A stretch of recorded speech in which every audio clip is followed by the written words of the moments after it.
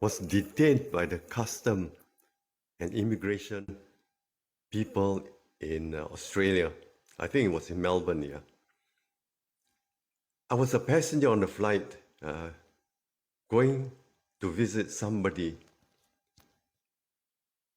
They brought me into a room and they interrogated me. Very detailed, very thorough. And then they were surprised that I could speak proper English. You know, the Australian English. Yeah, well, I wouldn't want to comment, but I suppose my English was better than theirs. So they told the other officer, I think this chap or this fella is all right. They thought I was some kind of refugee trying to sneak in because I brought with myself a cabin bag with a few pieces of clothing, and I've got no suitcases, so they suspected I would be a refugee.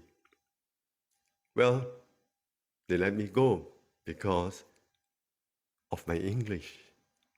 I remember one time when somebody interviewed Mr. Robert Kwok, the billionaire. He's still alive in Hong Kong, 100 years old. And in the interview, he said that because of his ability to speak very good English with the European guys, he was able to secure many business deals because they think he was a Chinaman, and they were amazed.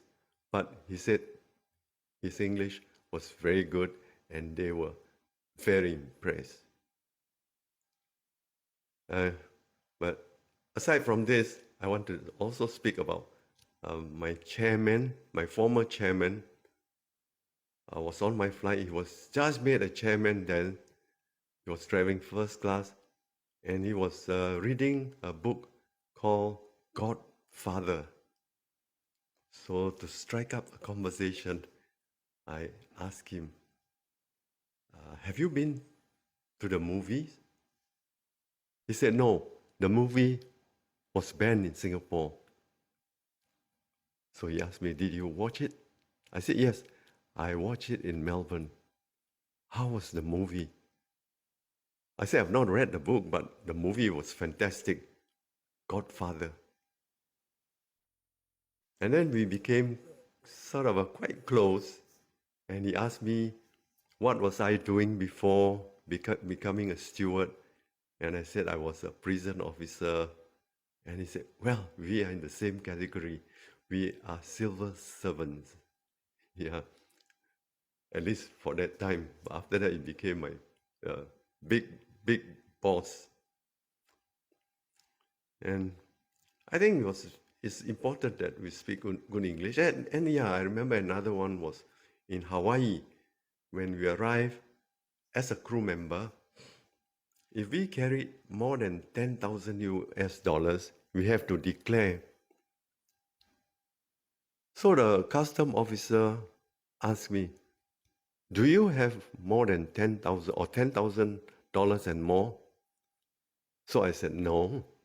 He said, okay. So in jest, I just muttered. I didn't speak loudly. I just said, I wish I had. He overheard what I said, and he called me back. He was very furious or angry. He said, now, come here, young man. I'm going to tell you something. You don't come around and joke with us. It is a very serious matter. Do you have $10,000 more and more? I said, no, I don't have. I just said that I wish I had. He said, there you go again. So he wanted to punish me. But I apologized. I said, sir, I'm very sorry. You know, being a crew, we sometimes like to joke. But officially, I already told you, I don't have $10,000 or more. So he warned me not to joke around with custom officers. I said, I'm sorry. and then he let me go. Thank you very much for watching my video.